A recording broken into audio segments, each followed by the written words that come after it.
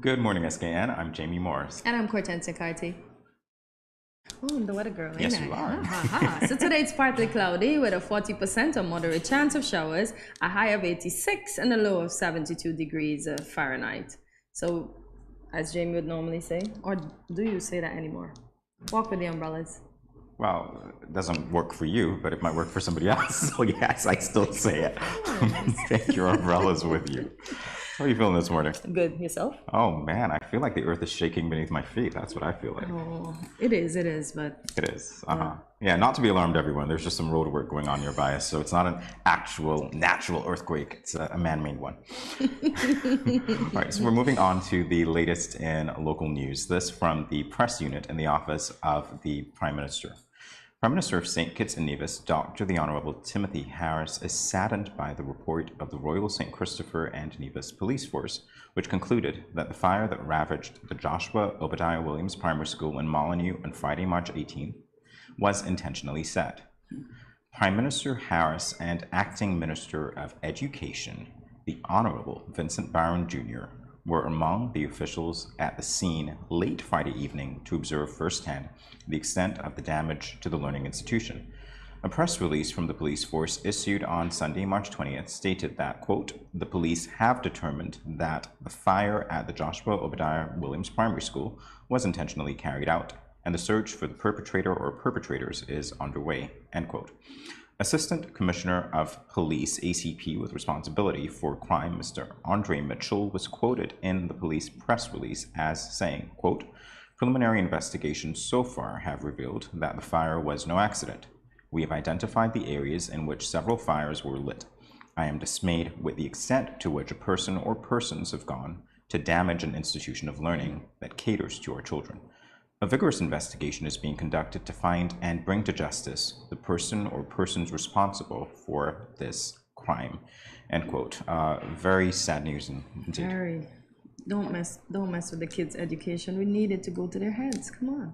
Yeah. Talk about that. Well, obviously, let's say handcuffs or something else is going to go to somebody else's body parts when they find you, please. And I hope they do deplorable. pretty soon. Yeah. We continue now with our second story. Women on Nevis acquire new skills and receive completion certificates. This from the Wind Media. Women who participated in the Department of Gender Affairs workshops have earned additional skills to prepare them for the future. They were taught how to transform business ideas into income-earning ventures, turning their skills and learning into profitable businesses.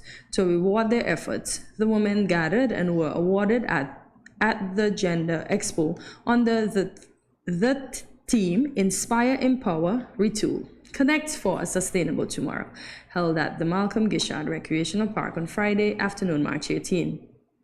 In a brief ceremony, Mr. Mario Phillip, Gender Affairs Officer and moderator of the event, provided a brief synopsis of the initiative.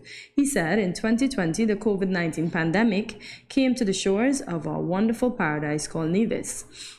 That was a tough time, and many of us might have wondered what good could ever come from something like that.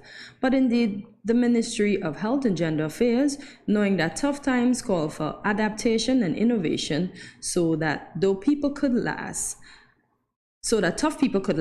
decided to tool the people of Nevis, and in particular our women who would have suffered most from the near closure of our tourism industry. Wow. Yes, it's great to get new skills. But women were resilient, so we pushed through. No, that I know. Finally, in the local scene, outstanding water service employees are honored. This from Wind Media. 4 former workers of the St. Kitts Water Services Department were honored for contributions to the island during a church service on Sunday, March 20th, in commemoration of World Water Day. The service was held at the People's Evangelistic Center. Mr. Cromwell Williams, hydrogeologist and acting water engineer at the St. Kitts Water Services Department, said, "It is important that workers be recognized for their services." Quote, "It's not just the leaders and senior workers who are important, but every single employee in an organization is important and ought to be recognized." End quote. Of the 4 awardees, 2 were unable to attend. However, Mr. Abraham Greer and Mr. Cyril Elliott were present and received plaques presented to them by the Deputy Prime Minister of St. Kitts and Nevis and Minister with responsibility for public infrastructure, the Honorable Sean K. Richards. Mr. Elliott was a water overseer in the district of Sandy Point, the first person who received a call whenever there was a water issue in that area. Mr. Greer, on the other hand, was responsible for building maintenance, according to Williams. The Honorable Sean K. Richards highlighted the theme for World Water Day 2022, Making the Invisible Visible, and reminded the congregation to conserve water. Minister Richards explained that water comes with a cost, not just a cost to consumers, but also a cost to the department by the use of electricity, diesel, and equipment, as well as the payment of workers. So it is important that water is conserved. Indeed, very strong message there, very important message, and it's great that workers are indeed being honored. You are watching Good Morning SKN. We will be back in a moment. Stay tuned. When growing your savings, where you save matters more than you think. Dare to compare and see for yourself why you should start saving and investing at First Federal Credit Union. You don't have to settle for cents. Let your money make sense. Reap a higher return by stashing your cash in a high-yield savings account or term deposit and earn up to 4% interest on your money. At First Federal, we say yes.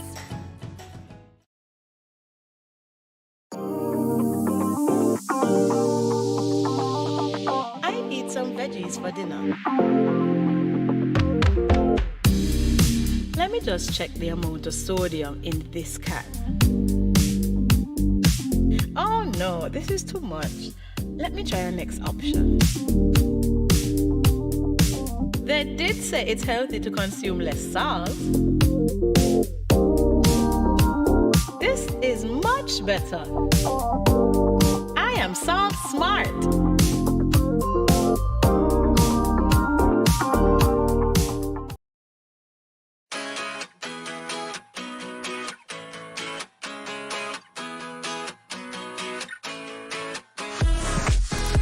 cash, no car, no problem. Dad, embrace the freedom. You are watching Good Morning SKN. We now move on to the latest in regional news. Guyana explores cultivation of wheat ahead of the next crisis.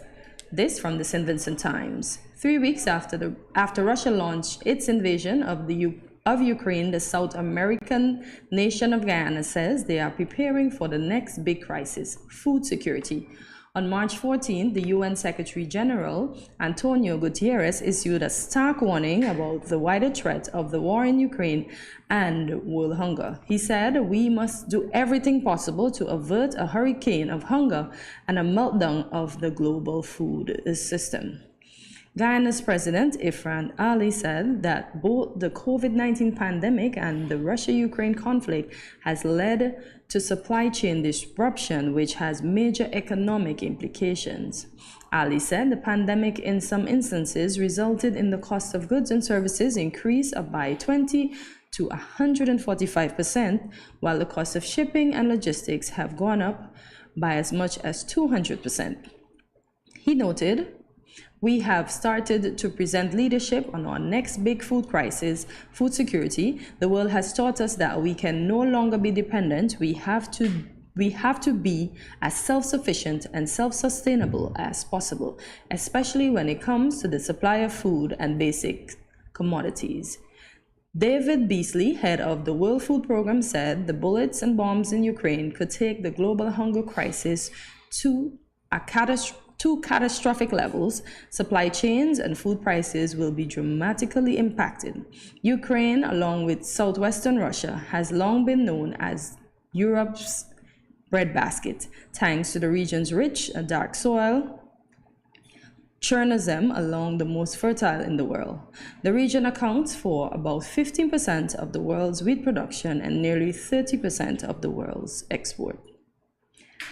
Egypt, Tunisia, and Algeria have already started to feel the sting of the wheat shortage. So us next, and we like bread? Well, that's the whole thing. I like to say you live on a sphere, there's connection in just about everything. Yeah. So hopefully it's not a devastating situation.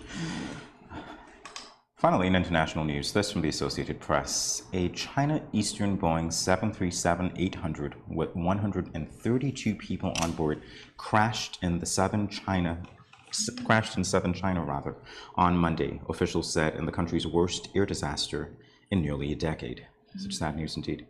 There was no immediate word on survivors. The Civil Aviation Administration of China, the CAAC, said in a statement the crash occurred near the city of Wuzhou in the Guangxi region.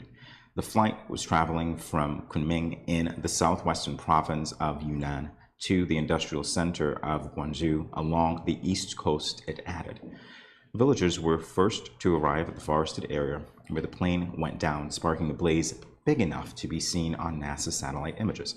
Hundreds of rescue workers were swiftly dispatched from Guangxi and neighboring Guangdong province.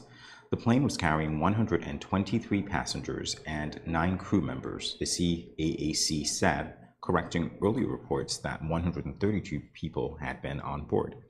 Chinese President Xi Jinping called for an all-out effort by the rescue operation, as well as for an investigation into the crash to ensure complete civil aviation safety.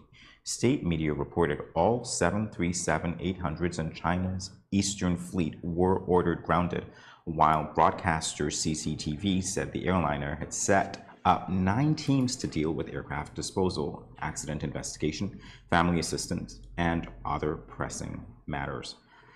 Such sad news indeed. Yeah, my heart goes out to them. Yeah. Well, there you have it for the latest. For today, we will be back with more Good Morning SKN before you know it. Stay tuned. These teen boys nowadays get me so upset. I see these teen girls with their big bellies and you want to tell me y'all couldn't protect her and yourself? Come on. Now don't tell me no stupidness about you feel embarrassed about getting a pack of condoms or asking somebody for one. That ain't nothing to be ashamed about. You should be proud that you are making a wise decision, but you still have to abstain from having sex with someone under the age of consent. If your boys are pressuring you to have sex and you don't want to, then don't. You are in charge of your life, not them. I heard another one saying it's sweeter without a condom. But my granny always told me, no glove, no love. So let me tell you something. It's sweeter to have money in your pockets and not have to support a child at that young age. Before I say anything else, the best way to prevent teenage pregnancy is to abstain. In other words, no do it. Let me talk to the big men troubling underage girls. Why you sleeping with your daughter? You're not live clean. Your girl at 16, and your daughter at 13. So girl look me, but me no in that. Big man no deal with back pamba. You understand where I'm coming from, right? This message was brought to you by Project Viola through the Department of Gender Affairs with support from the Basic Needs Trust Fund and the Caribbean Development Bank.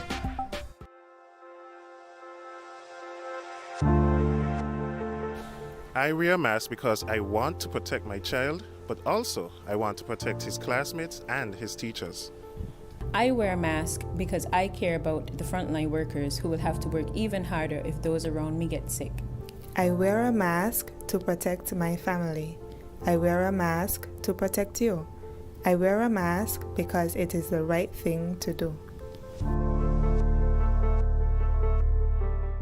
I wear a mask because I don't want to put any vulnerable individuals at risk, like my elderly loved ones. I wear a mask because we are all in this together.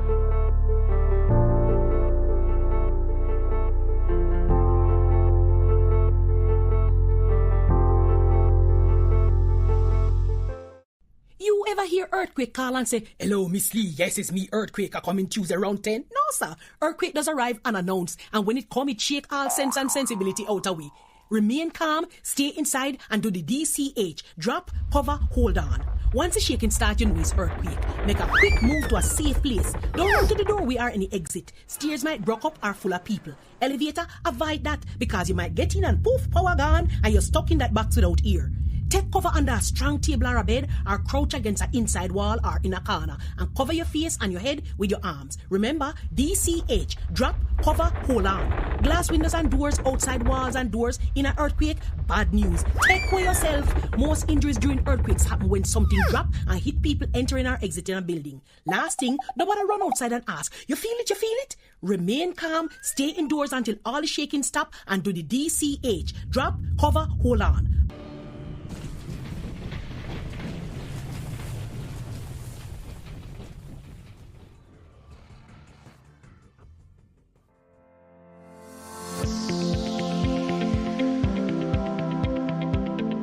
Consuming excess salt can lead to heart attack, high blood pressure, and even stroke, and other health-related conditions such as kidney disease.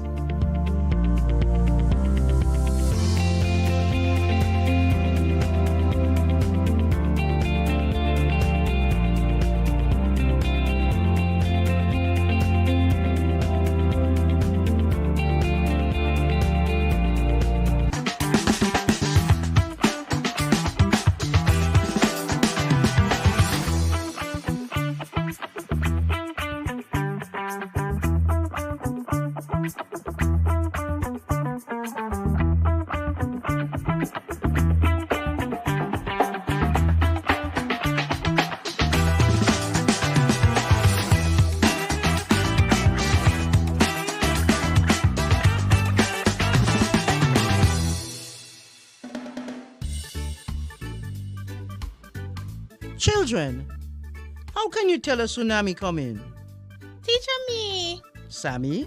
My mother said, when uncle jump in the pool and the water spoosh out, that's how you tell a tsunami coming. Settle down, children, settle down. Do you remember our tsunami song? Yes! When you feel it shaking and it's moving around, you see the ocean gone like the fish on the sand. You should run, the higher ground, a tsunami soon come. Mommy, Uncle not here and the other shake.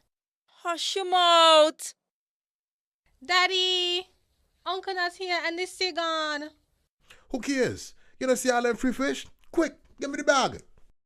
This is how you tell a tsunami a come. Teacher says so. I would have failed in school, you know. Sammy, come, let me go. They would have failed anyhow. Let me run, see, Sammy. When you feel the earth shaking and it's moving all around, you see the ocean gone like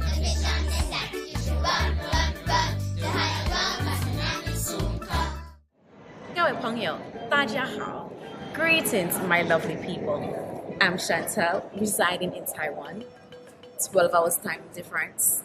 It's nighttime here, morning time in SK. I'm busy and on the go. However, I always manage to keep up to date with what's happening in SK.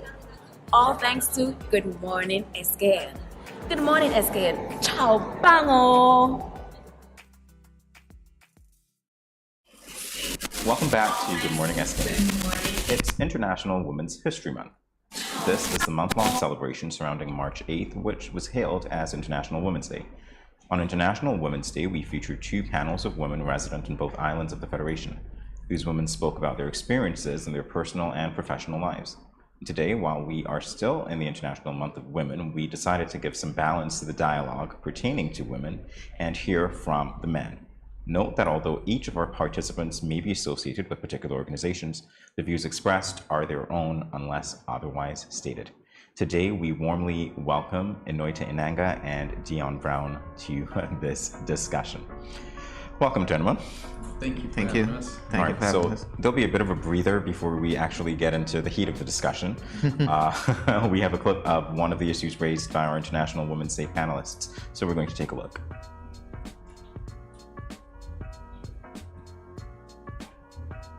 And I take it even further. When I'm there at the table and we're having a discussion, don't look at me. I'm not writing any notes. I'm not the secretary here. I'm not following up on anything. We are going to do this together. And this is just proving your worth when you're there. You're not there just because you're a woman. You have value. I'll tell you about some experiences I've had. Because I broke this glass ceiling very young. So I was the only woman with a bunch of executive men, and we did a lot of traveling together. Yes. And you see, the other thing is my name is Dawn with an E. Yes. And it's often thought that I'm Dwayne. Oh. So they get the hotel booking, and as far as they're concerned, it's Dwayne Williams. So I turn up at the hotel with a group of men, and they'll say, "Oh, Mr. Black, is Mrs. Black joining you?" Because I'm Mrs. Black. So I'm either the wife or the secretary. Never an equal with my colleagues, my executive colleagues. Wow. Yeah. Well, here you That's go. a jaw dropper, man. Yeah, what are your thoughts? Well, why don't you go first? I think it's unfortunate that women still face certain biases and stereotypes in this world. With that said, I think it's just how we were socialized, and so it's ingraining us to automatically think these things because of how we grow up and our social construct. If we go back to our childhood days, you see that certain roles, gender roles, were placed on us as men, and certain gender roles were placed on women, and so on. So women normally stay home to take care of the family. So that's culturally how it was. Women stay home, and the men would go work and bring home the bacon, as they would say. And then those transferred to the children. Women would normally tell their girl child that they have to stay inside, learn how to cook, wash, and clean. So when they grow up, that they should be able to take care of their husband, because that was seen, as a woman's role, to take care of the husband, to take care of the home, to take care of the children, and so. But it's unfortunate that even though we are now in the 21st century, that it is still something that is happening. I think that it would take persons like me and my good friend here to break the bias, help break the bias between those examples that you we would have just witnessed there. With that said, also that also men also themselves face some biases that we should also try to break. So it's not kind of not invalidating what the women face, but is also bringing to light that we as men face some biases because, like I said, our gender roles and how we were socially constructed. I think that social constructs sometimes come from circumstance and the necessity and the time of the era. Mm-hmm. So way back when, it probably was a little bit, try not to say the wrong thing here, but the men were going out to wars and doing all those hard labor things, and it just made sense back then. Now with the proliferation of technology, you can work from home, you can do all these other things. We have to now see that the times have changed, and those lines have been blurred. And what we need is to continue to see more women showing us that they can also do. And when we continue to see these examples, Dawn, I don't know if you guys saw what she said last week, but she spoke about how women are in the top positions when it comes to the financial industry in the bank. She's in charge of Bank of Nevis and St. Kitts, am I correct? I think so. And then she says the person in charge of the financial Ministry of Finance, that's a woman.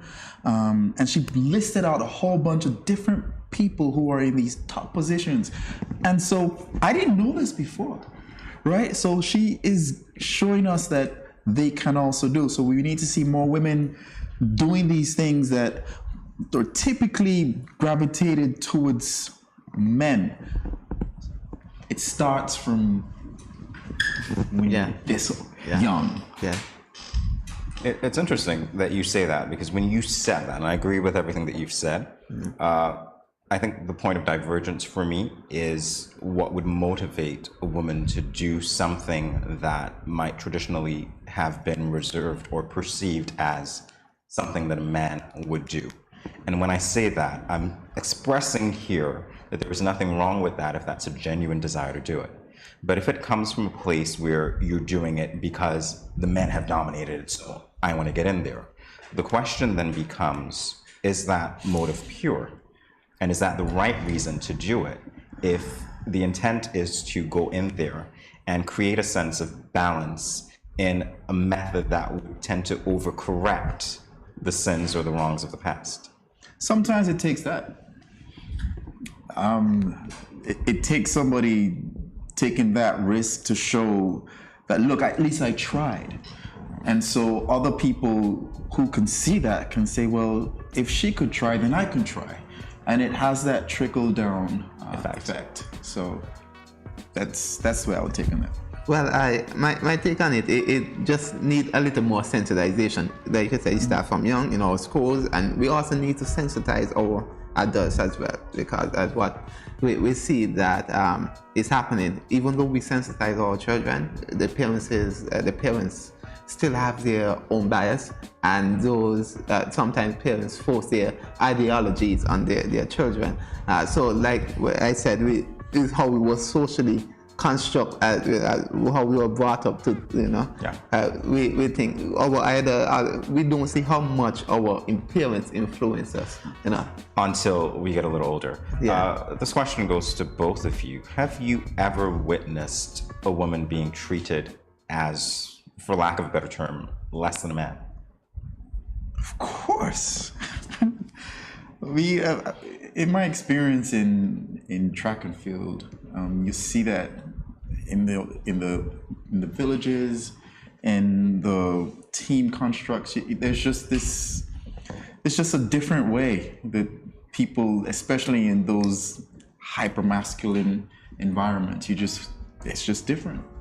It's something that I would speak up against, but yes, of course. Like you said, sometimes I feel like women have been treated like they are fragile, things. Men, we can do whatever we want, and so on. We get cut, bruised, whatever. But we should not pry or anything. Women they be treated like they are fragile, like they're going to break if something happens. Yeah. Wow. Yeah. I think I've seen it as well, and it's weird because I think when I witness that certain men do it, it's so culturally ingrained that they think that it is their right to do it. So there's that sense sometimes of condescension or the tone when you speak. What Joyelle said when she was speaking, Senator Joyelle Clark, about not being the secretary, that general, you're in a meeting and because you're taking notes. You're taking notes, exactly. Who's taking notes? And they look directly. But seriously, we all do it sometimes, whether we notice it or not, because it's so ingrained in us, it's so built into us. We all do it. Sometimes, we into a meeting and who's going to take notes? I mean, everybody just looks. We look to maybe the only woman in the room, so we look to her. So we all do it. Is that maybe women are better note takers? I don't know. Maybe they are.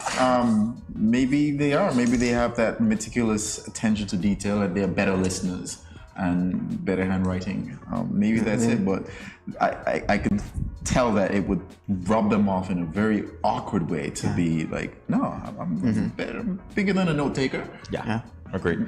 When we come back, we're going to talk about what women bring to the table in various professions and so much more. Stay tuned, everyone. Yeah. Where are you going? I just mopped the floor and now the chair leaving marks all over the place.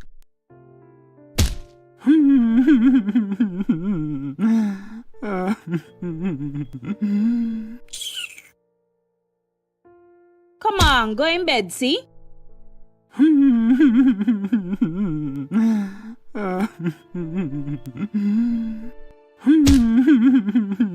Sometimes I just can't take you on. Violence is expressed in many ways. Most, unfortunately, go unreported or unaddressed for many reasons. If you or someone disabled is being abused, contact the police at 465-2241, social services at 467-1314, or the St. Kitts Nevis Association of Disabled Persons at 465-2151, 663-9077, or 663-4116. This message was brought to you by the Department of Gender Affairs in collaboration with the Pan American Health Organization, PAHO.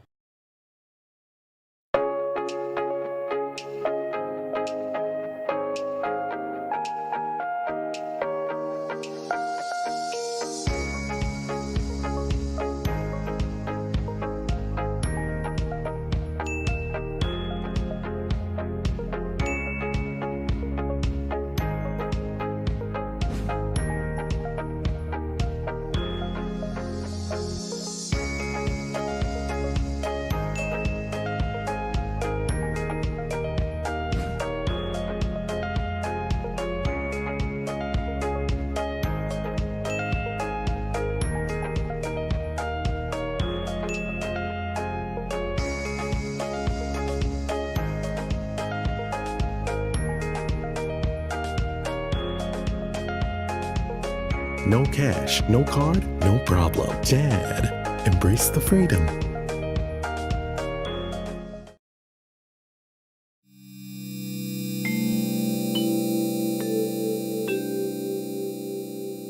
Everyone is encouraged to adopt a healthy and positive approach to daily life. Here are a few friendly reminders. When you go to the local market and food vendors, remember to maintain a social distance of 6 feet or 2 meters apart. And always wear your mask. Always keep your hands clean.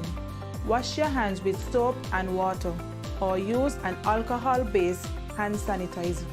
When dining, choose restaurants with staggered seating. This will lower the risk of transmission. If you have a fever, cough, or other respiratory symptoms, please wear a mask and seek medical care immediately. Rest at home and do not visit the food vendors, local markets, or restaurants.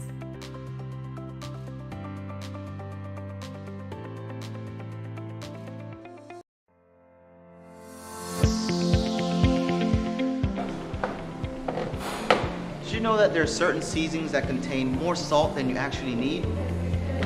There are more natural, healthier ways to reduce the salt intake in your dishes by using natural things like onions, garlic, seasoned peppers, and even thyme and merengue powder.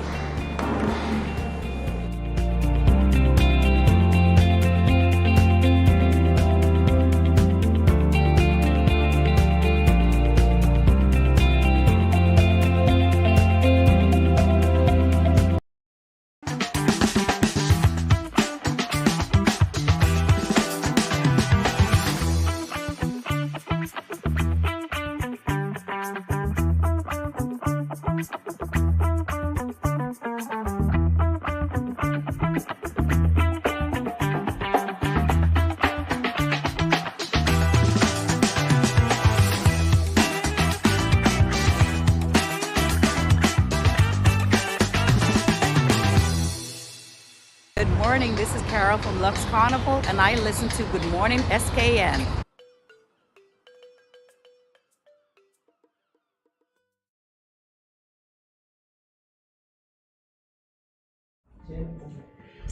Welcome back to Good Morning SKN.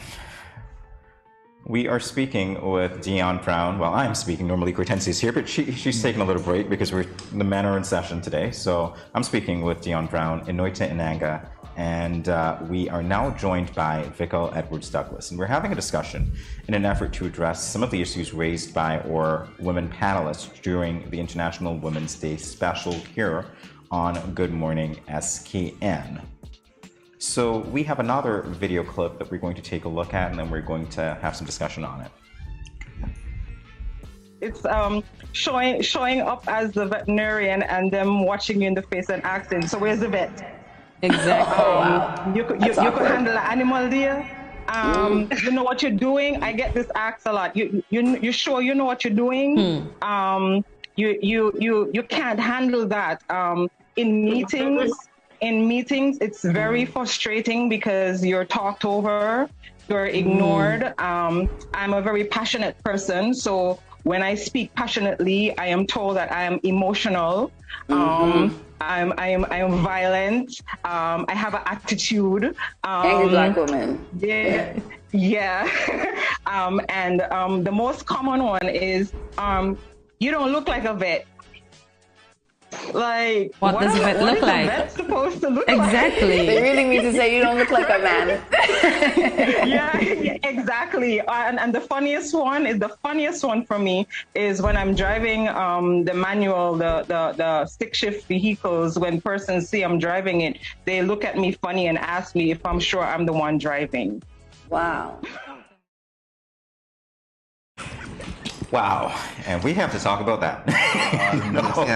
Sure, at all. Okay, so let's start with the emotional differences, or what are perceived as emotional differences in the way that women and men tend to express emotions. Are we really different that way? Vical, I'll let you come in here. Alright, so greetings guys, and this is something I'm sure we would have been hearing for so many years, and the emotions of women is something that would have been discussed, I'm sure, since before the inception of myself and most of us. But most women are likely to be more happy, more warm, of course, exert a level of confidence, and in some cases they can be emotional, but that's because of how society is. And it's due to how we call cultural and traditional purposes, how women should be and how women shouldn't be. But really and truly, when you look at it, the emotions of women play a very important part in our societies today, because we need that level of balance. And without balance, we're going to have chaos. So because of women, when we have the table, when it's too high, women are able to balance that table, to have that chemistry. So of course, we have that level of fierceness that is needed, that level of confidence, but also that level of compassion that's so very important, a part of the cog, to ensure that the wheels turn and the wheel is turning properly. I think that sometimes if we take that perspective, there will be those women who will push back and say, why do we have to be there to provide that balance? Like, we can be just as, braggadocious as men and not be seen as anything else but still being a woman. And the same thing goes to men. Men can provide that type of balance with empathy without being construed as being soft and weak and all that. But again, we need to see more people showing these traits, like breaking that bias. To the true balance will be achieved when it's not perceived as being a man thing or a woman thing. It's just a human thing. Human thing, yeah. Agreed. I agree. You know, I think society has these expectations on the different genders. You know, we expect men to be strong, tough. You know, not showing any emotion at all. You know, we supposed to have a stiff face. And so I've developed one. I've had to try to develop one because after years of being called soft and weak, I'm like, okay. You're not even supposed to smile too much. No. Now you tell me. What's up, man? How you doing? Coexist, and I think it's very important for us to feed off of each other, because even though, let's for example, some men can be passionate, but it's not as genuine as it's with a woman, and that's just how it is. Yeah. There are certain things women can do better and men can do better. Yeah. And there are certain things we just reflect off of each other from, and that's just how it is. Yeah. Okay, so let's talk about that, because we were having a discussion before, I alluded to it, that when we come back, we'll be talking about what women and men bring to the profession, more specifically, what women bring to the professional table. In terms of those differences, what do you think? Let's start with you, Dion. To be honest, I think there is no differences between what a woman can do. It depends on the role itself. I think women can do almost anything that a man can do. Almost anything that a man can do. There are some things that a man can't do what a woman can do, and a woman can't do what a man can do, you know. But when it comes to certain profession, maybe it's financial. Even today, once ago, most of the teachers were men. Now, most are women. You know, in financial services, most of the were men, executive were men, but most now are women. When we think about the permanent secretaries that we have, most were men back then, you know. Now most are women, you know. So I think that women are definitely breaking the glass ceiling and breaking those biases, you know. And they have been really showing that they can lead and they can be professional. So, like I said, for me, I think that women can do almost everything that a man can do, almost. And that's true, and I do agree. And I don't think a job is for a man or for a woman. That's just me. I don't think jobs should have labels. Jobs shouldn't be gender specific. And what I would say is that there are some elements that women would have in terms of commitment, competence, and chemistry when it comes to working. But to the profession, women are well organized. They're organized to a T. They ensure certain things are done a specific way, because you must have some order to the madness. And then when you look at it now, women are natural meditators. They're able to resolve problems at a better pace, I should say, in terms of a man would more so resolve a problem quicker to deal with something right away, whereas a woman will deal with it now to ensure that it doesn't happen in the future again. And then you can look at how women are passionate about what they do. They put their all because they understand the importance of pouring yourself into your profession, into your skills, into your job, into your talents. And these are certain traits we need, because if people are more cognizant of the fact that people look at them, and of course I can be inspired and empowered based on what you portray. And if you portray an exuding, confident face, of course, compassionate aura, I'll be able to feed off of that energy, of course. I may be able to even emulate that very same energy. Yeah, I just want to feedback off something that you said. I think women, when they get into leadership role, there's more pressure on them than they may, you know, to succeed. Yeah, to succeed at that role. And I think it's not fair to them. It's not at all. I want to ask you something on that point, though. Is that pressure self-imposed in a lot of instances? Yes, it could be self-imposed, but we as men also impose those differences, and women as well impose those differences. and differences on the women, you know. Normally it's women that impose those kind of pressures on the women, because, you know, they will say, see, You know, who should she be? Who teaching should be, and it's normally women who do that. So I think it's them living up to expectations because when you have certain quote-unquote male-dominated areas, and you're now a woman, and you're filling that seat, you're now the head of a board, or you're now the head of an industry, you have to ensure that you perform as good or even better that the men did. So women can continue getting this position over and over and over. Here's the thing, and that strikes a chord with me on a personal level, because it's like that right there identifies that the men are the standard. Because if you have to be in your position the way that a man would be, you have to act as a man. Is that not you saying to yourself as a woman, the men are the standard? But then it's all something psychological as well. Because again, it's all about society, what we created, and really and truly, it's a facade.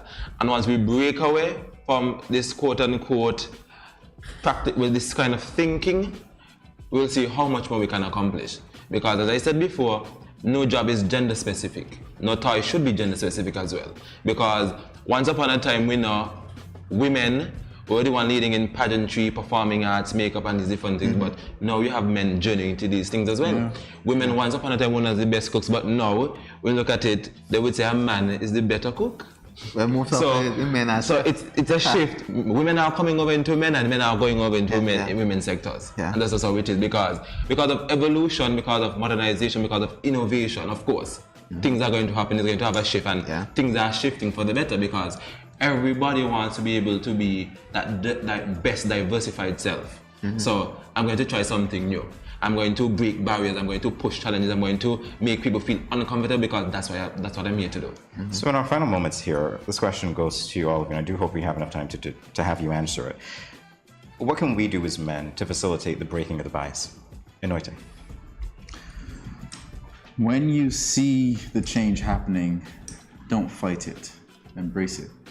When you see that shift happening, do not question it, embrace it. When you see somebody trying, validate it. Don't question, just support. Because that's how the bias and that's how the ceiling is going to get broken. That's the level of support that they need. That's my answer. Dion? Well, I would just add to what Enoite said, you know. I think we ought to start with us, you know.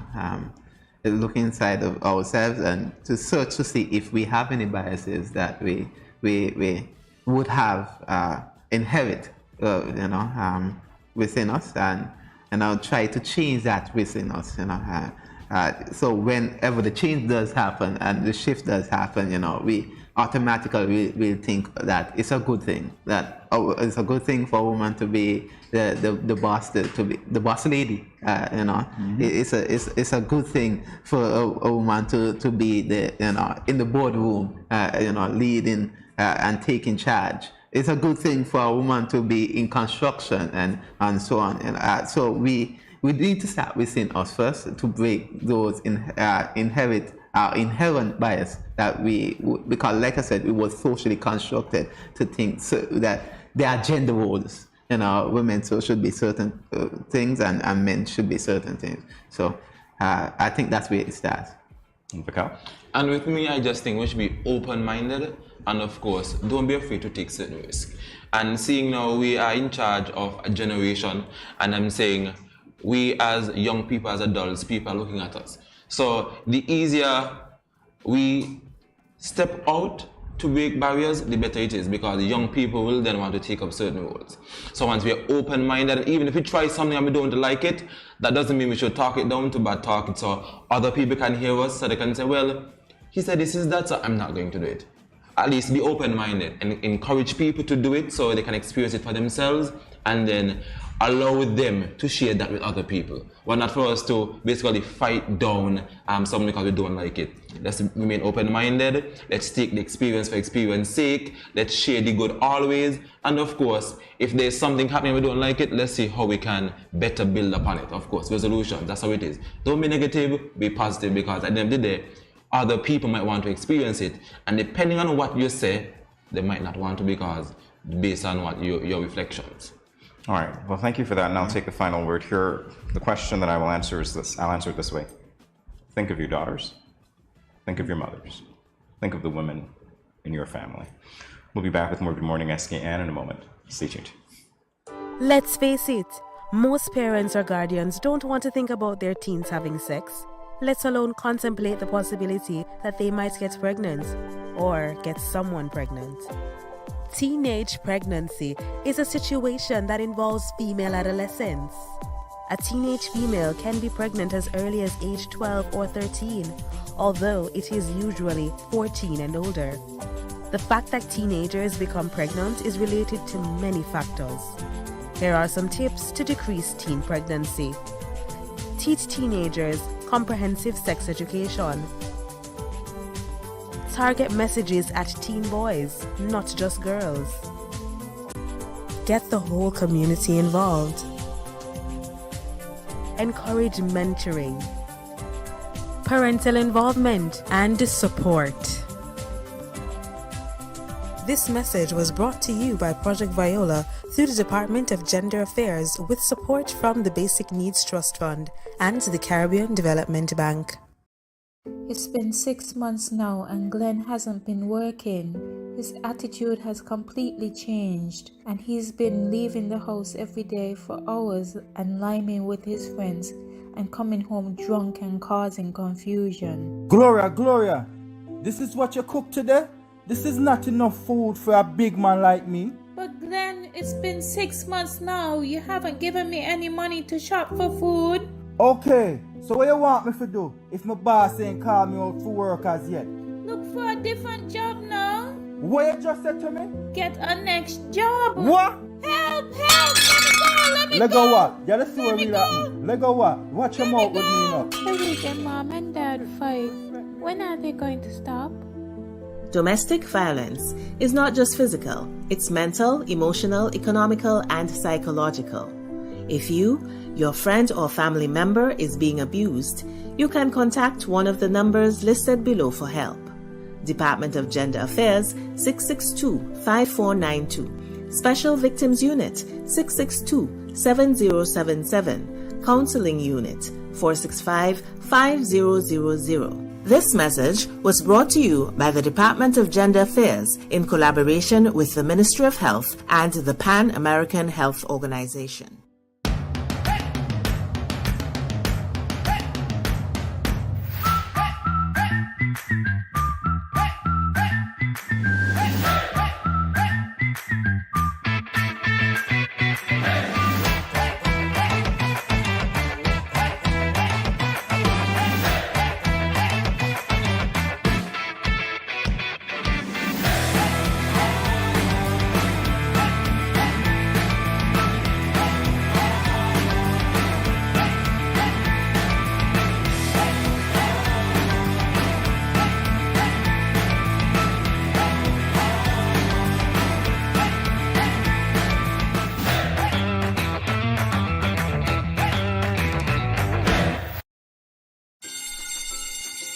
You see that new boy that just joined the school last week? He brought me a chocolate this morning because I showed him the way home from school yesterday. You like him? No, he's just my friend. Plus he is my neighbor. He asked me if we can walk home together for lunch tomorrow and I told him yes. I don't like these big boys. They tend to like to touch girls without your consent. What do you mean by consent?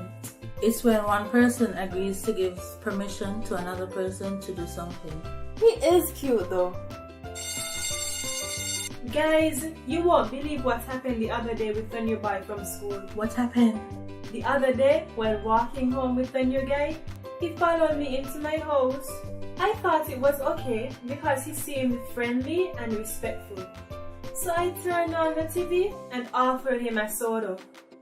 We sat in the chair together. Then he leaned over and kissed me. I was so shocked I sat up straight and asked him why he did that. He said he thought I liked him. I told him not in that way. What? Girl, you should have never allowed him inside your parents' home. My parents will be very angry if they meet any boys in our home plus kissing me.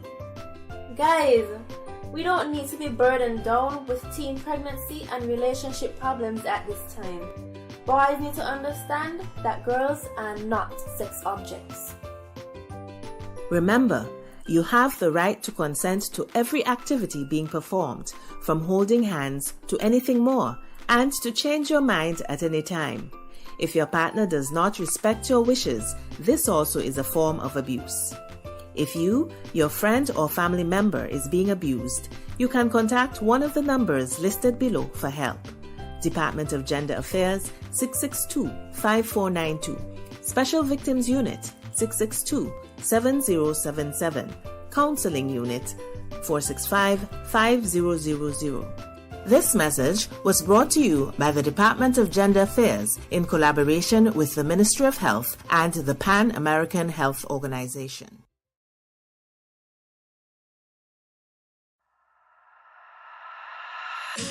I'm here to say kids, Nevis, you don't know informers I represent for the Ministry of Health. Yeah. Respect the COVID protocols. In a time like this, all for one for all. St. Kitts Nevis. Don't forget your mask. Wear it everywhere you go. Sanitize before and after everything you do. Cause you never know what's on the surface of the places you go. Maintain a safe social distance between me and you. Keep calm and stay focused. Don't be a fool, seek the facts first.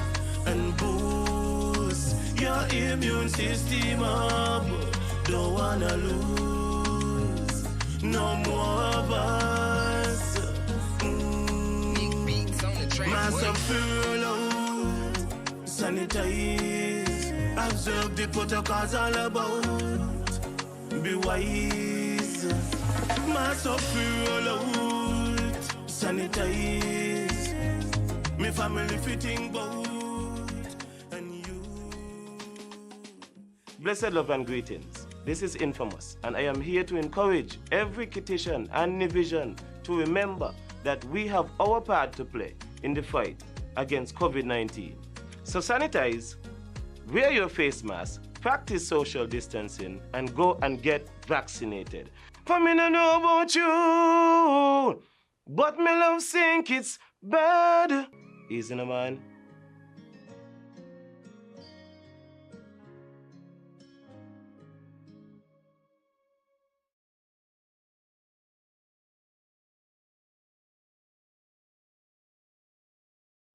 Welcome back to Good Morning SKN.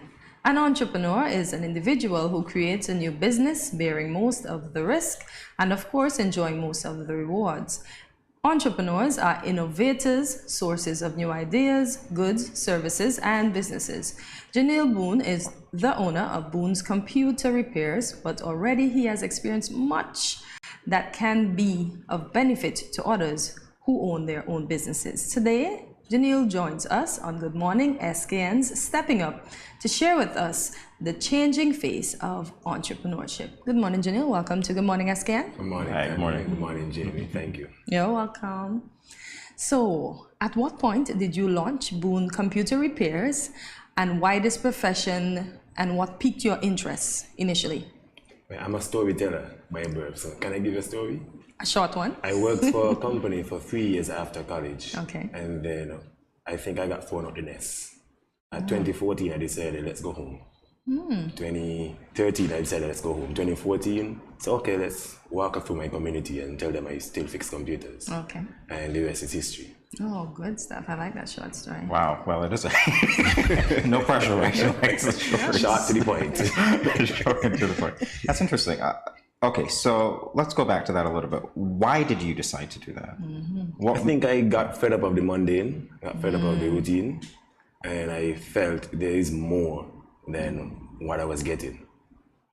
I could relate to that. So do you find now that you are an entrepreneur that it satisfies you in whatever different way that perhaps working for somebody else? Yes. Because the smile on his face. Tell me about that satisfaction. I must say though, and to not get the misconception that you're working for less hours, I left an 8-hour job to now work for almost 22 hours out of 24. So, especially because I did that in my bedroom for the most part. So whenever I roll over to go back home, I remember there was a computer doing an update. So I sat to see how it's going about. Okay. So, but however, ultimately, I love it. I love beyond computer, we got there in due time. Okay. So how did the pandemic affect your business and how did you adjust to that? It blew me. I'm a computer technician, so I'm one of those few persons that that felt it hard. It just skyrocketed. And then I also work in the radio industry. So I was also one of those few persons that were able to come out during the lockdown. So you were never locked in? So. See, we saw that. We saw the clip of you. I'm like, you're doing it all. You've got these skill sets that just seem to ensure that you bloom. All right, let's talk about your logo. It's quite interesting. My logo? Yeah. 2018, I met a young lady from Venezuela in the US on something called Wiley. And her computer broke down. And we decided, instead of you pay me, let's work on my logo. And we started working on that. About 3 months later, I had this. I designed a little bit, so I showed the sketch and everything. We communicated back and forth, and we were able to actually get it alive. To an extent, you would actually see a crack screen here, and then of course you have the B and the C. But inside of it, you have the line that shows this crack, and on the right, you would actually have a screwdriver. I'm not sure if my shirt is doing justice. But it's close enough. You have a screwdriver on the most right of that said screen. Because it's mostly repairs, and intentionally, if we were to pull up the logo itself, the word repairs is much lighter than all the others. As I do intend to remove the word repair. So by the time I do that, folks would see. I love the crack screen, I got to tell you, by the way. And the B and the C, that escaped me until you pointed it out. And I see love the way C, you did but it. I didn't recognize the B. Yeah. Yeah. Yes, zero. B for brood, B for brood. So how do you keep a cutting edge on this profession considering that technology is always advancing? Still learning. So ever so often I would have a video, I'm looking at some TED talk, or maybe just having a tech news running in the background. Okay. So still learning. All right, I have to ask you now, when it comes to working for yourself, you're an entrepreneur, people tend to think that it's all glamorous. You know, it's the grass is always greener, it's better. I know that your experience was that you're more satisfied now working for yourself, but have there been moments when you thought maybe the grass wasn't as green, and how do you keep motivated during those moments?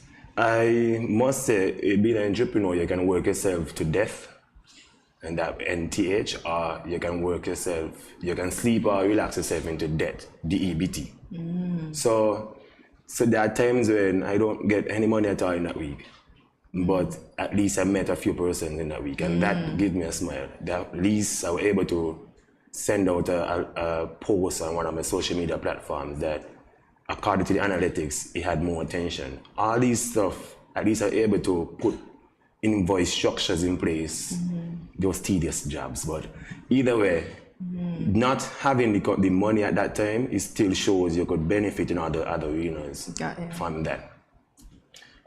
Well said. I like the way that you're looking at it, because when you said you listen to TED Talks and you stay learning, it says to me that you've got the drive that it needs to succeed, that you need to succeed. So we're going to talk about that more when we come back. Stay tuned, everyone.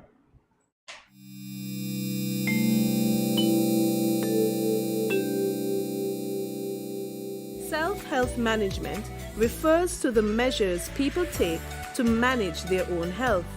You and I should remember to wash hands often with soap and water, or use alcohol-based hand sanitizer. Avoid touching your eyes, mouth, and nose. Take your temperature morning and evening.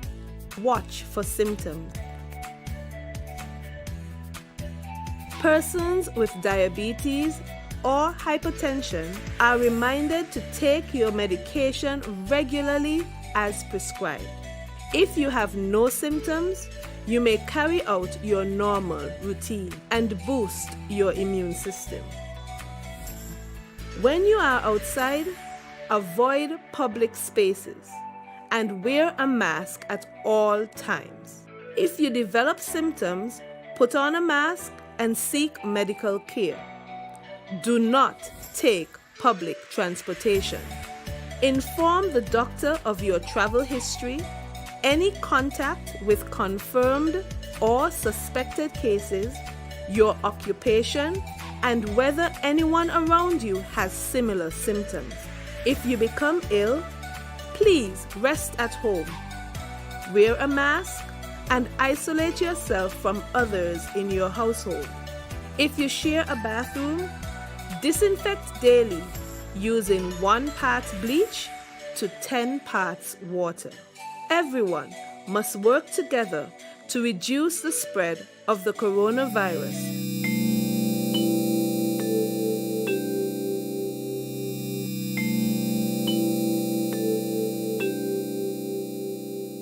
Everyone is encouraged to adopt a healthy and positive approach to daily life. Here are a few friendly reminders. When you go to the local market and food vendors, remember to maintain a social distance of 6 feet or 2 meters apart. And always wear your mask. Always keep your hands clean. Wash your hands with soap and water or use an alcohol-based hand sanitizer. When dining, choose restaurants with staggered seating. This will lower the risk of transmission. If you have a fever, cough, or other respiratory symptoms, please wear a mask and seek medical care immediately. Rest at home and do not visit the food vendors, local markets, or restaurants.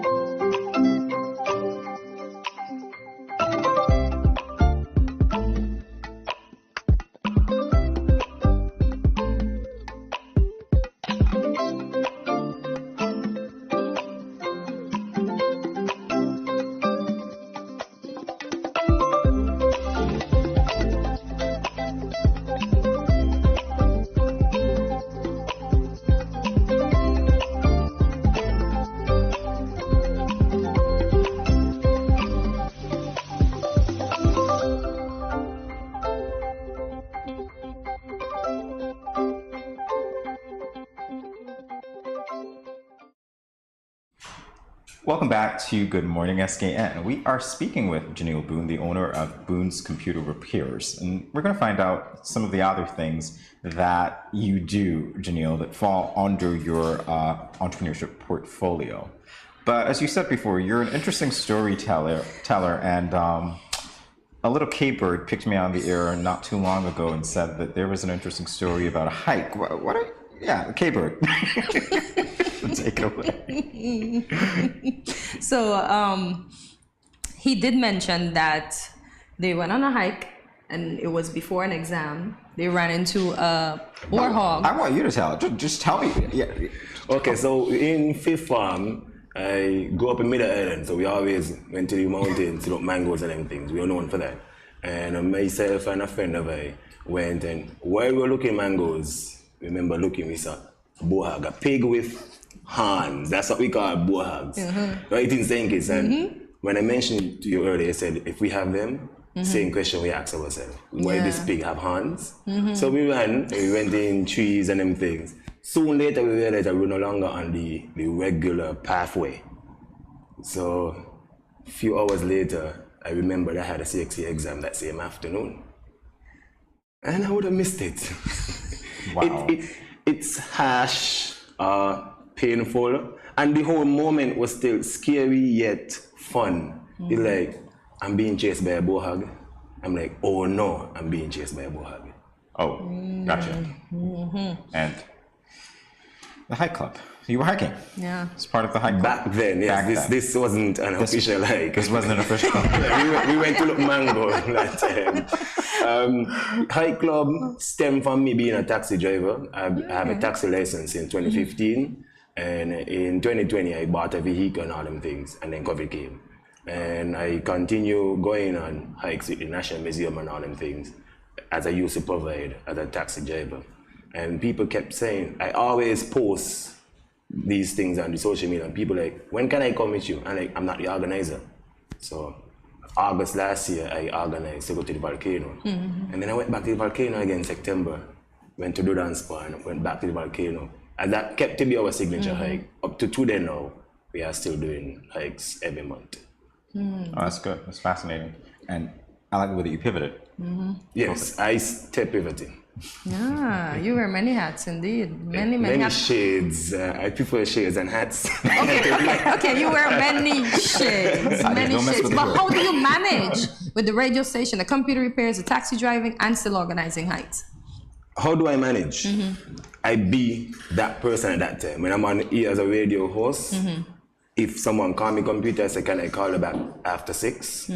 I try not to speak about that at that time. When I'm on a hike, I'm enjoying the symphony of the birds between these people. When I'm fixing computer, I'm not thinking about radio for the most part. So I try to be in the moment as much as I can. Good stuff, good stuff. All right, so let's talk about your platform, the LEES, Leadership Empowerment and Educational Source. What's the objective? To empower people as much as possible. To show people that you may think that I'm doing all this, you can too. You show them that most of this is already in you, or around you. You are thinking about becoming a millionaire, but you have a oven in your kitchen. You can bake.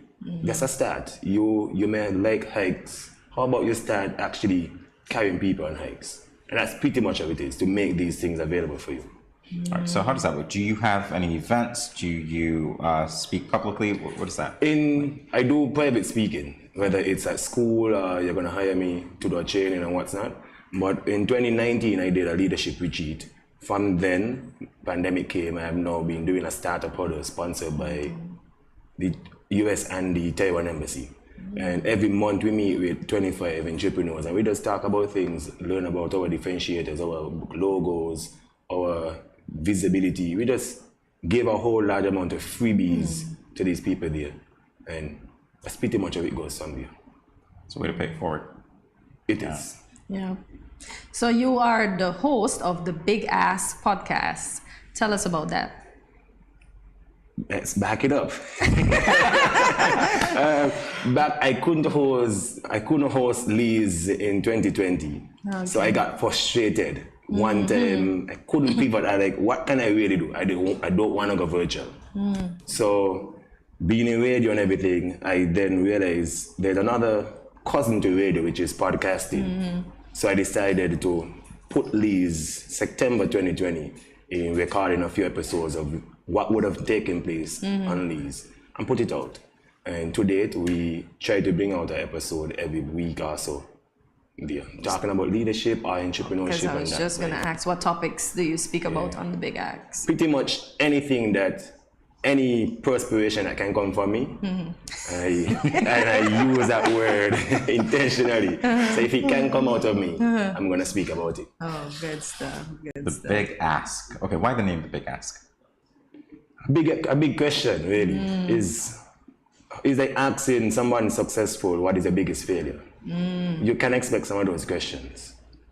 And those questions give you the most meat. Yeah.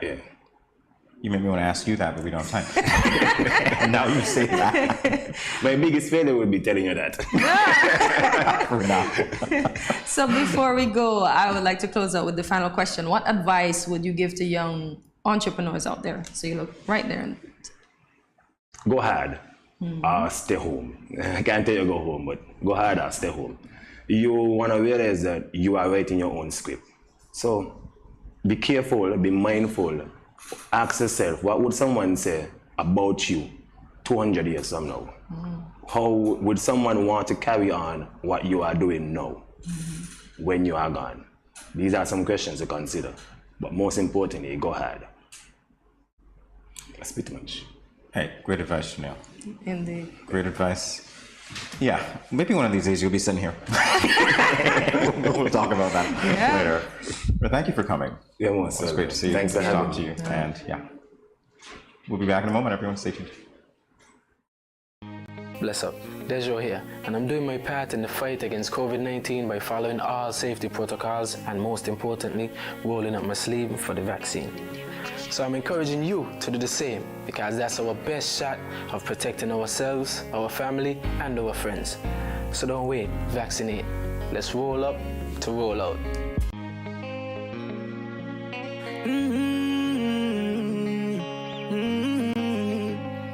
Yeah.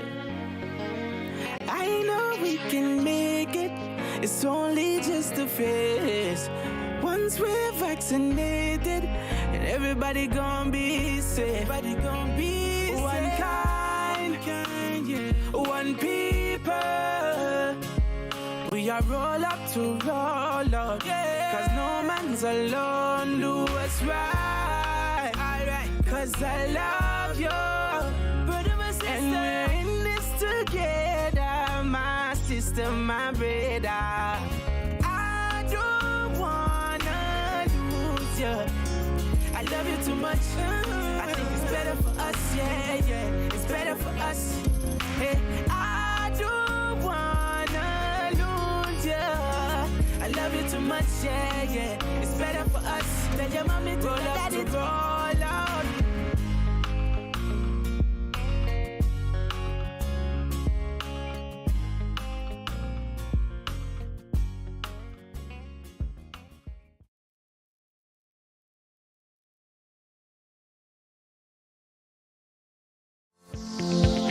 You can lower your salt intake by reducing salty foods, removing table salt, and using salt alternatives when cooking.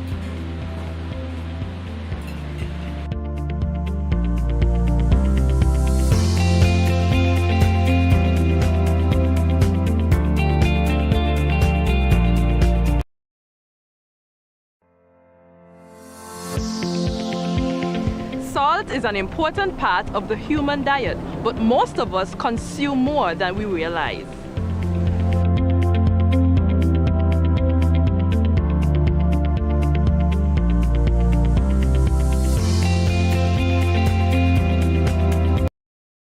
When growing your savings, where you save matters more than you think.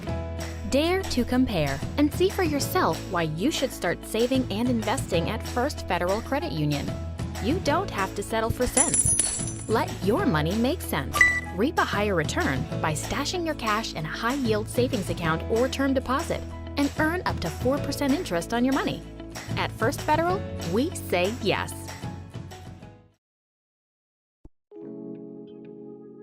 So you mentioned something about a lump.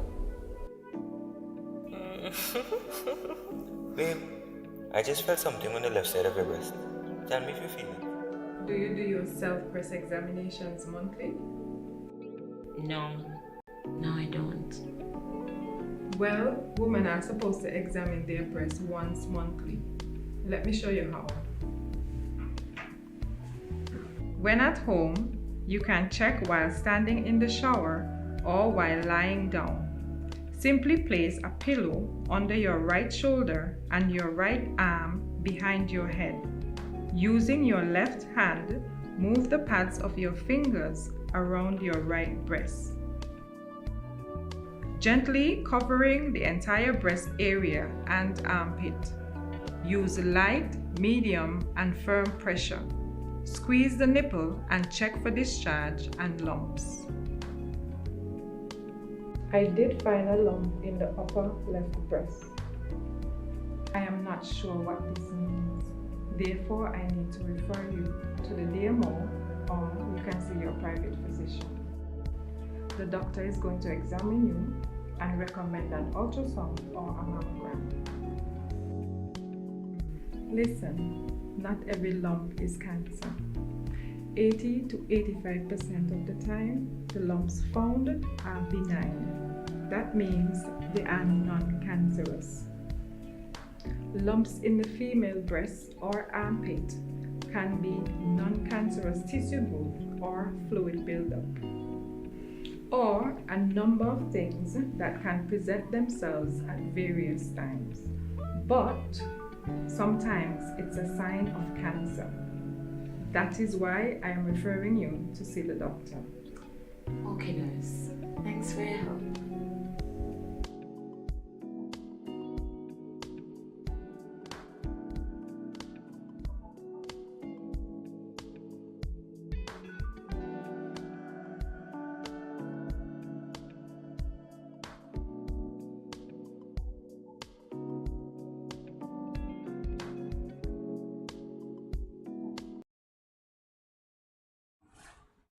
Welcome back to Good Morning SKN. It's Women's History Month. During this month, we recognize the contributions of women in society and in history all around the world. The Nevis Island Administration held an International Women's Day Awards ceremony on March 8th, honoring 10 women and 2 organizations. The theme for this year's International Women's Day was gender equality, today for a sustainable tomorrow. This recognized the contribution of women and girls around the world who are leading the charge in climate change adaptation, mitigation, and response to build a more sustainable future for all. Last week, we featured one of the awardees, Nikesha Henry.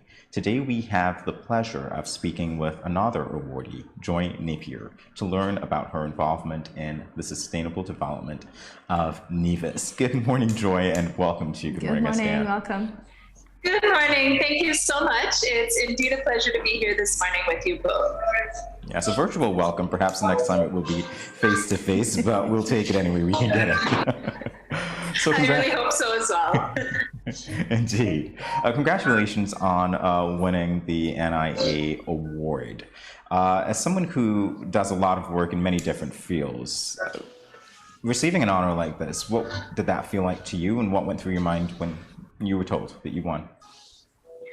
Well, first of all, I really was incredibly honored. I'm not one who's big on awards and that kind of public recognition, but I was incredibly honored that I had been chosen. And I think a lot of the reason that I was selected has to do with my work with young people and environmentalism. So I'm an educator. I'm the principal of Nevis International Secondary School.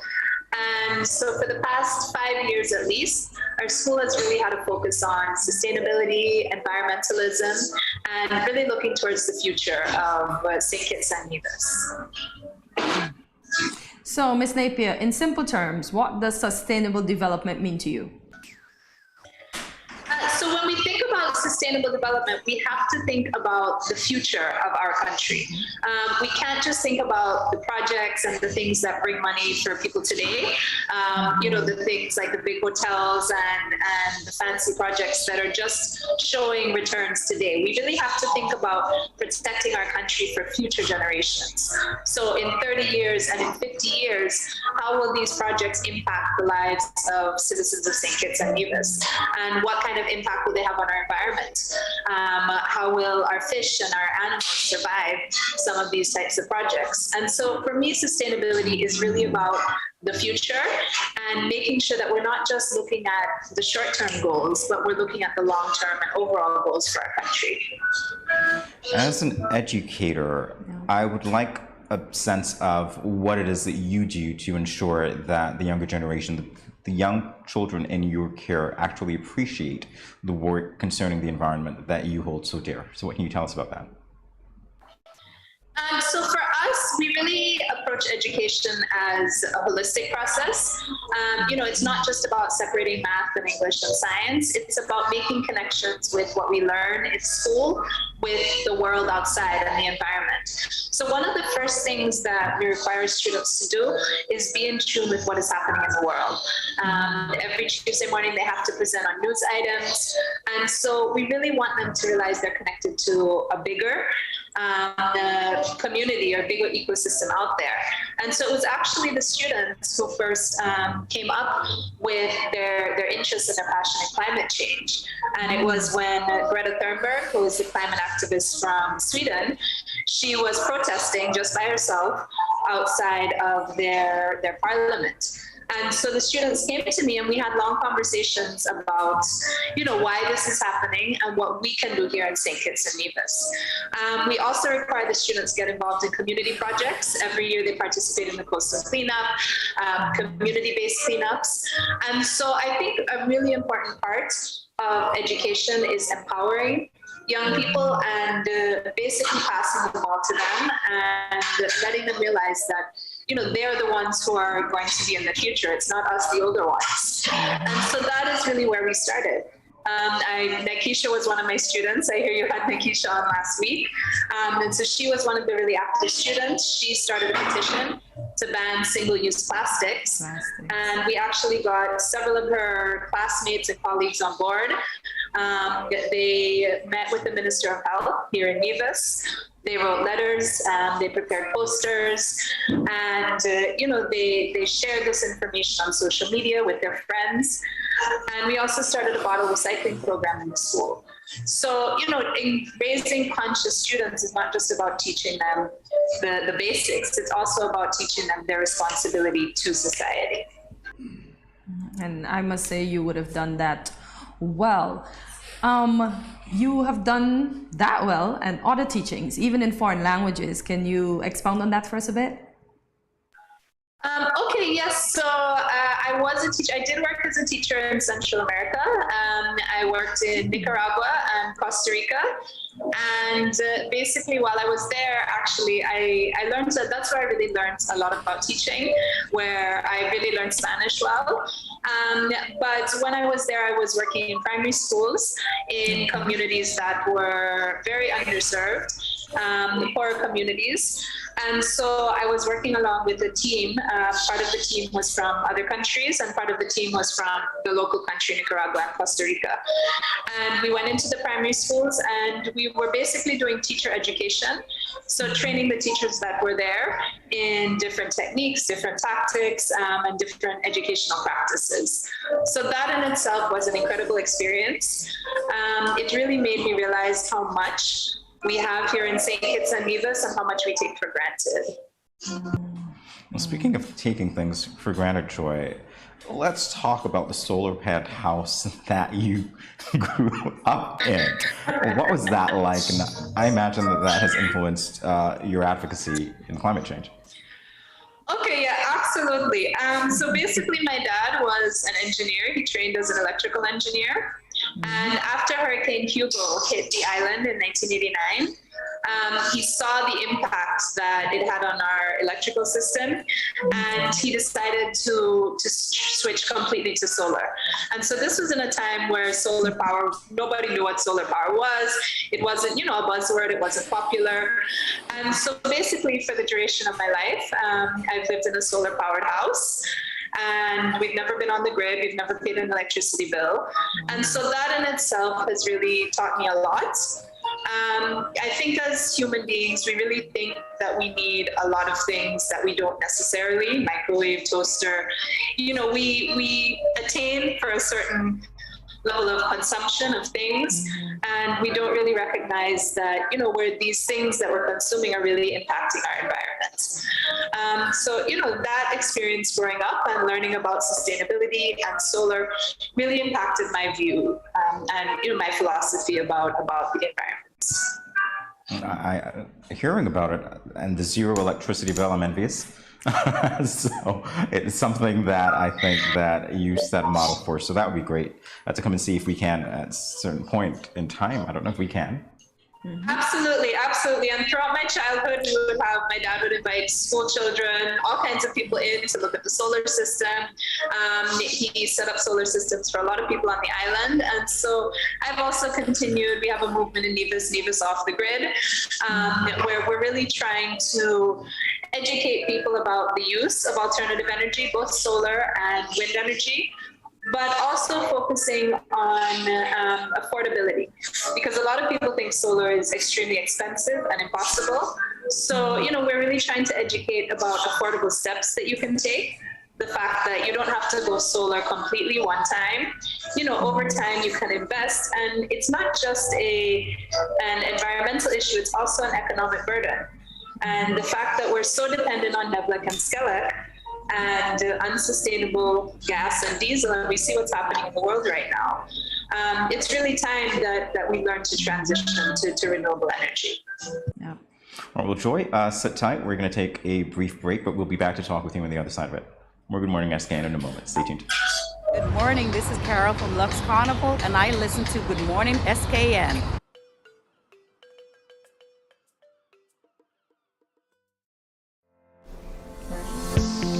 Consuming foods like bananas, potatoes, and dried peas and beans, such as lentils and kidney beans, contains potassium, which helps to reduce salt in the body.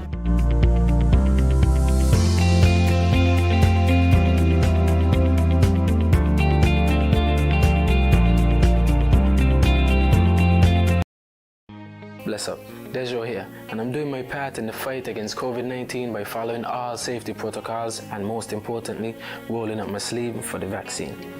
So I'm encouraging you to do the same, because that's our best shot of protecting ourselves, our family, and our friends. So don't wait, vaccinate. Let's roll up to roll out.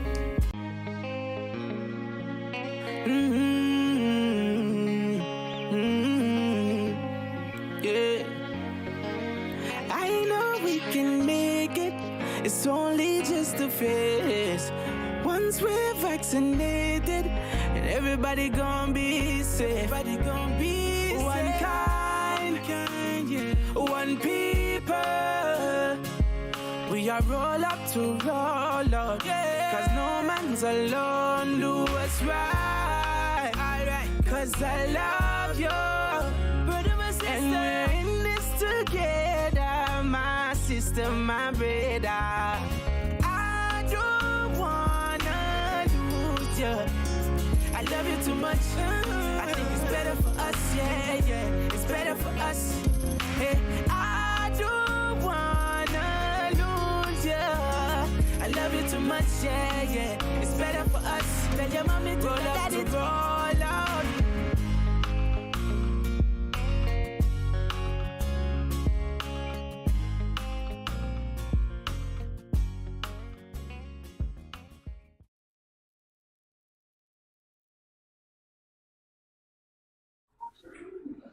You are watching Good Morning SKN. We are continuing our discussion with Joy Napier, a recent awardee of the Nevis Island Administration's International Women's Day Award in Sustainable Development. So, we have experience, we know your love for teaching, but why did you found the school? You know, everybody always asks me that question, and so I'll share a little bit of my story. So I was born and raised, grew up on Nevis, went away to the US for university, and like a lot of people, I came back with a lot of passion, a lot of ideas. I was like, yes, we're going to change things, make things better. And I started out in the public education system. And I quickly realized that there are a lot of old systems in place, there's a lot of bureaucracy in place, there's a lot of colonial hangovers that we still haven't managed to change in our country. And so I was sharing, you know, my frustrations at some things in the education system one day with some friends, and they said, well, if you're so frustrated, why don't you try to start your own thing? And so I said, that's a possibility, that's an idea. It's, you know, it seemed like such a big idea that it didn't occur to me. But once I sat down with it, I said, yes, we can do it. And so I approached the government, created, you know, the philosophy for the school, our mission, our vision. And we really built from the ground up. We started with 10 students. We're at 65 now.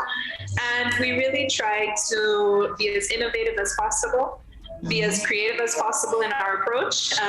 We try to use as many different philosophies and ideas as we can, while still making sure that we're educating in the future of St. Kitts and Nevis. So in speaking to the innovation and creativity, Joy, concerning the Nevis International Secondary School, what in your mind makes that school unique? So there are a few things. First of all, our motto is embracing diversity. And so something that we really stress at our school is that people might have a lot of different perspectives, a lot of diverse origins, backgrounds, but at the end of the day, we need to embrace those differences as a positive thing. So we've had students not only from different countries, but students who've overcome different challenges of different religions. And we really emphasize the importance of coming together as a community. Something else as well, I would say, is our heavy emphasis on volunteerism and giving back and making sure that our students are connected to the world in which they live. So we have a very strong student council. They're very active, and we really believe in empowering students to make decisions, to make change. So we train our student council in writing petitions, in advocating. We teach them about leadership roles and how to apply different leadership schemes in their different areas of life. So those are the types of things that I think really set our school apart. And it's really about creating a holistic student. So yes, we focus a lot on academics, but not just academics in isolation. It's the connection between academics and the real world. And I experienced that offhand with Jaden and a few other of his friends from your school. So earlier in our conversation, Joa, you told us about your involvement in Nevis Off the Grid campaign. How can other persons get involved if they're interested? Okay, so thanks a lot for asking that. We do have a Facebook page, and we really are officially just becoming a campaign, because before this we were a group of people who meet once a month and discuss sustainability and the way forward. However, do follow us on Facebook. It's Nevis Off the Grid, and we are starting to work with the Ministry of Gender Affairs and Health, because really sustainability is also a health issue. It's an environmental issue, and so I'm hoping that very soon we can partner, with the public sector as well. Some of the things that we're looking at advocating for, we really believe that it's important that our electricity companies have a plan to transition from the diesel dependence into renewable sources. And we have also advocated in the past for more concessions on solar, wind, and also on electric vehicles. And electric and hybrid vehicles are really a gray area at the moment in the legislation in St. Kitts and Nevis. We did have an incident with one of our members who had an electric bicycle that was confiscated by the police because it was quote unquote electric. And so this type of legislation, these are the things that we're pushing so that Nevis and St. Kitts really have progressive legislation and policies when it comes to environmentalism.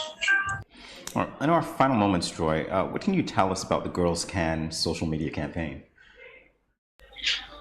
Okay, so the Girls Can social media campaign is another campaign that I've been a part of and that I actually started, and it also started from within my school. And it really examines gender roles and what girls can and can't do it. And it actually started from a very simple incident that occurred in our classroom. We were moving some desks, and the boys said, okay, this is our job. And one of the girls said, no, girls can move the desks too. And so from that very simple interaction, we began the discussion of what girls can do. And so the Girls Can campaign was born. Every year we try to, around International Women's Month, which is in March, we try to raise awareness of, girls in non-traditional fields, such as women who work as engineers, electricians, and girls in fields that are not necessarily known to be women-oriented fields, but that are more male-dominated. And so it really began as a discussion in our school, and it evolved into a social media campaign, and then, a whole movement of what girls can do. Good stuff. Well, there is, I'm really pushing the envelope here and asking you this question, but there's another campaign. We have roughly 30 seconds, but I want to get to it. The Dirty Up Your Finger campaign. Am I saying it right? Yes, all right. Dirty Up Your Finger. So this is a voter education and advocacy campaign. And this came about because because around election time and all the time, people are just like, I don't want to vote. It doesn't make sense. The politicians are just doing nonsense. And so Jana, Elizabeth, and myself, we co-founded this campaign, Dirty Up Your Finger. And it's really to encourage people to vote, to educate people on the importance of voting. But it was also a call on our politicians to refrain from corruption in voting. So we actually spoke to several of the political leaders. We asked them to pledge that they won't give bribes, take bribes for votes. And so this is a campaign that we started and we are going to be continuing. And we think it's something that's very important as well. It's been an honor talking to you, Joy. It has been. Absolute pleasure. The campaigns, marvelous ideas, great execution. We're out of time. This is so sad. It's been an honor to be here on Good Morning SKN as well. Thank you to you both. Yes, thank you for stopping by. Appreciate it. We'll be back in a moment. Everyone stay tuned.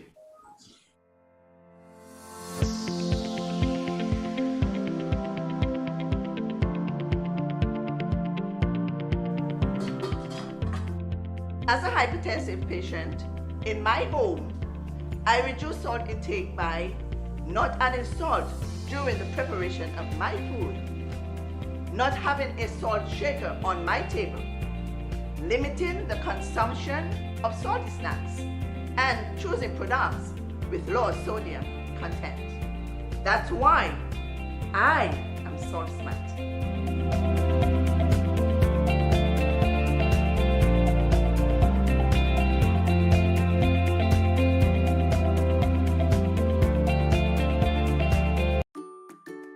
Has anyone ever touched you here, here, or here?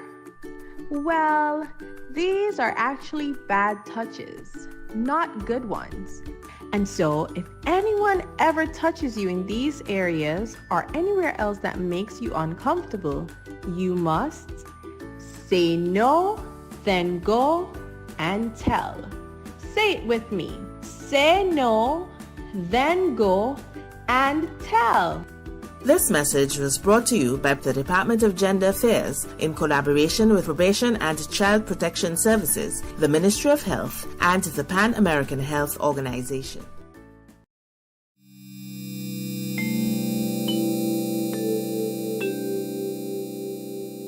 Everyone is encouraged to adopt a healthy and positive approach to daily life. Here are a few friendly reminders. When you go to the local market and food vendors, remember to maintain a social distance of 6 feet or 2 meters apart. And always wear your mask. Always keep your hands clean. Wash your hands with soap and water or use an alcohol-based hand sanitizer. When dining, choose restaurants with staggered seating.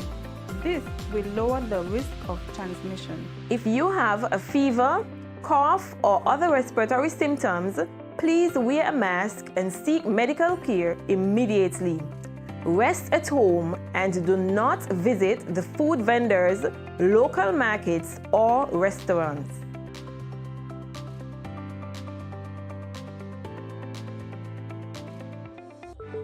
These teen boys nowadays get me so upset. I see these teen girls with their big bellies and you want to tell me y'all couldn't protect her and yourself? Come on. Now don't tell me no stupidness about you feel embarrassed about getting a pack of condoms or asking somebody for one. That ain't nothing to be ashamed about. You should be proud that you are making a wise decision, but you still have to abstain from having sex with someone under the age of consent. If your boys are pressuring you to have sex and you don't want to, then don't. You are in charge of your life, not them. I heard another one saying it's sweeter without a condom. But my granny always told me, no glove, no love. So let me tell you something. It's sweeter to have money in your pockets and not have to support a child at that young age. Before I say anything else, the best way to prevent teenage pregnancy is to abstain. In other words, no do it. Let me talk to the big men troubling underage girls. Why you sleeping with your daughter? You not live clean. Your girl at 16 and your daughter at 13. So girl a look me, but me know you know that. Big man no deal with back pamba. You understand where I'm coming from, right? This message was brought to you by Project Viola through the Department of Gender Affairs with support from the Basic Needs Trust Fund and the Caribbean Development Bank. 朋友大家好 Greetings, my lovely people. I'm Chantel, residing in Taiwan. 12 hours time difference. It's nighttime here, morning time in SK. I'm busy and on the go. However, I always manage to keep up to date with what's happening in SK. All thanks to Good Morning SKN. Good morning SKN. Ciao, bango! Welcome back to Good Morning SKN. The St. Kitts Nevis Farmers Cooperative Society is having a pharmacy food fair this Friday. Not the pharmacy for the pills, but a pharmacy.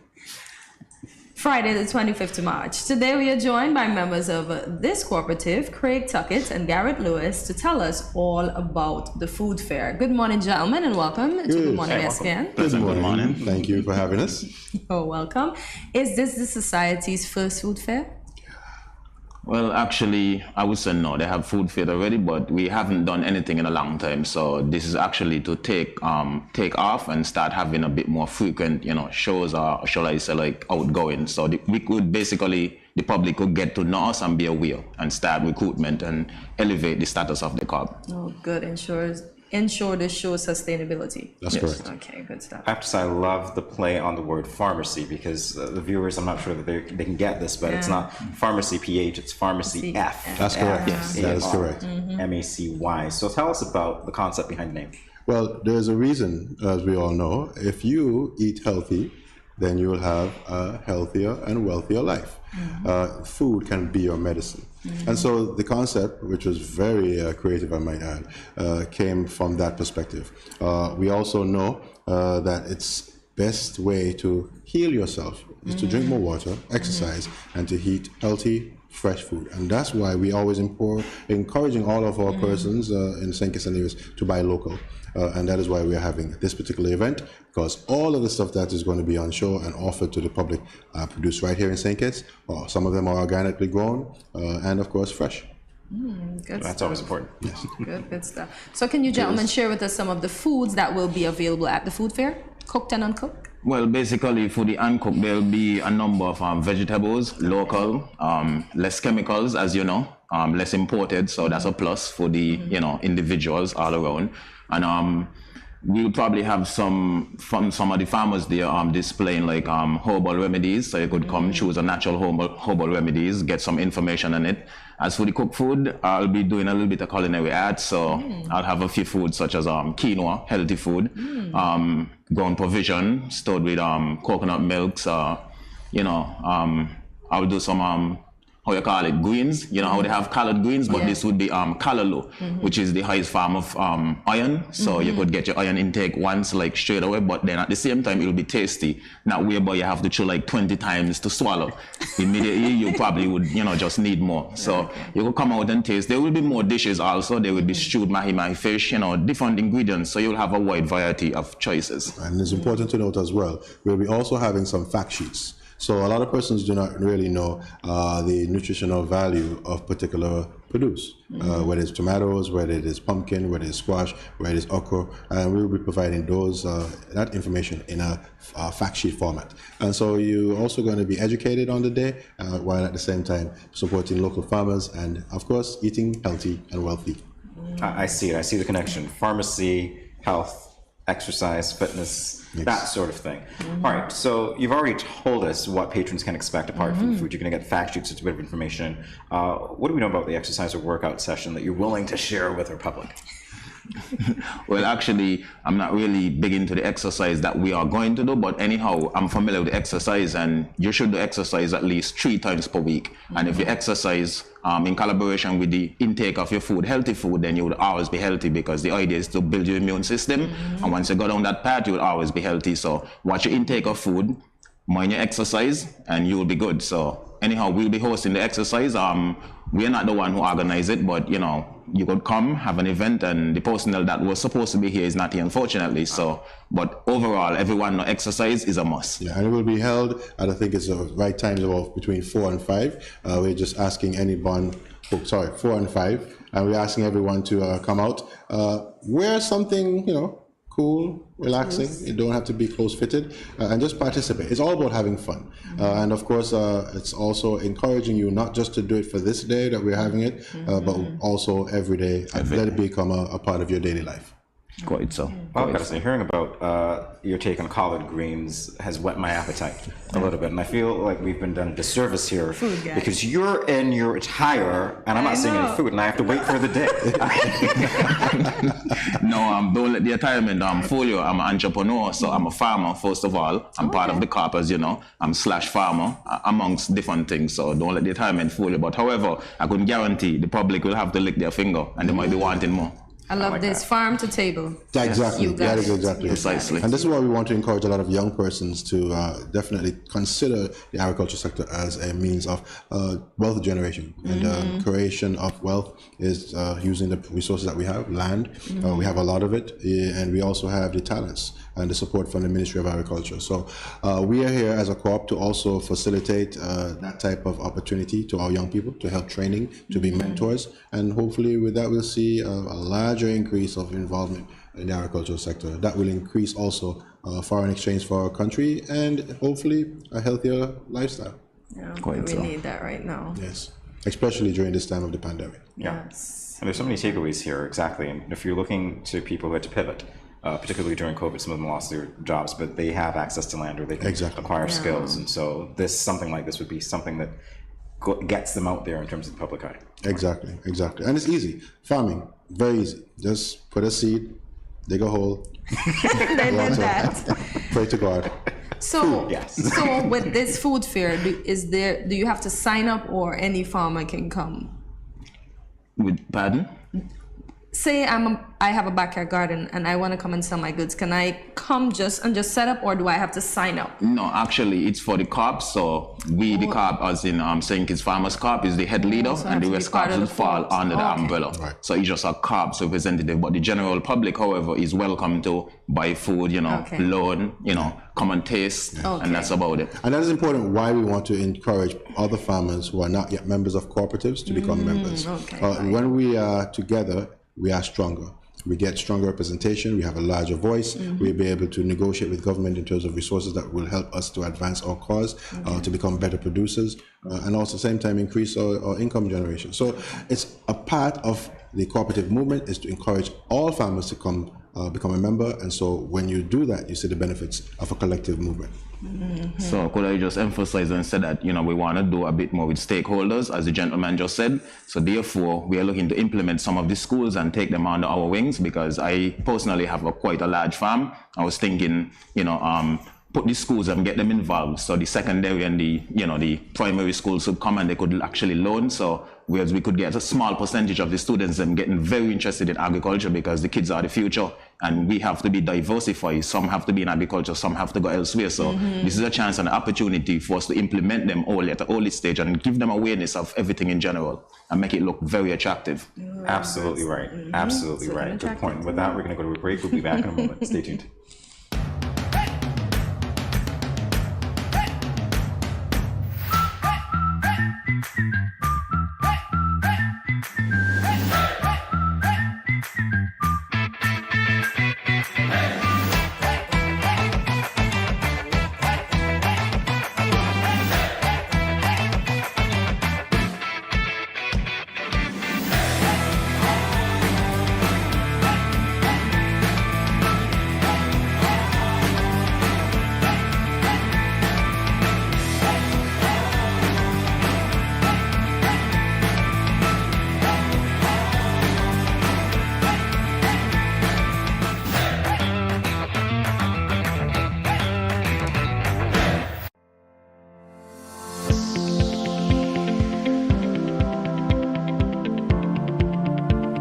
If you gradually use less salt, you will gradually want less salt.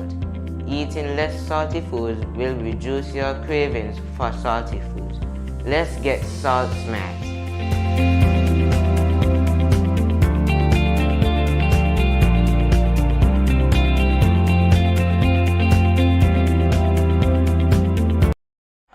Welcome back to Good Morning SKN. We are speaking with members of the St. Kitts Farmers Cooperative Society, Craig Tuckett and Gareth Lewis, who will be hosting a pharmacy food fair. Pharmacy with an F, people. Pharmacy food fair this Friday.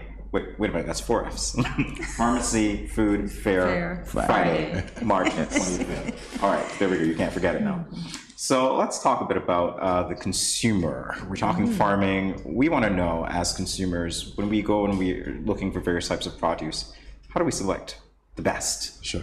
Well, the first thing you want to do is go to the local sellers then, because you'll be getting local, you'll be having fresh, and you'll be having long lasting. Whereas if you select a tomato that is, imported, the tomato would seem firm at first, but sometimes as you carry it home and it's not in the fridge, it tend to come dilapidated. Not dilapidated, but soft. Now the local tomato, however, would be fresh, firm, and the color would be much more vibrant, such as your jacket, so to speak. Very vibrant. And basically everything, would be more fresher. So once you come to the local shopping, you tend to get that much fun. Once you come to the local farmers, you would get fresh. If you're going to the supermarket now, there's a big difference. You don't know which one is local, which one is fresh. So I would advise the community to shop with the local farmers, eat healthy. And that's where you can find them on the agro strip where we are on Pond Road, or you can find them at the public markets. As you know, there are more than one public market. There's one that we know in town, but there's also one in Sandy Point, and we're having a few others that are opening up.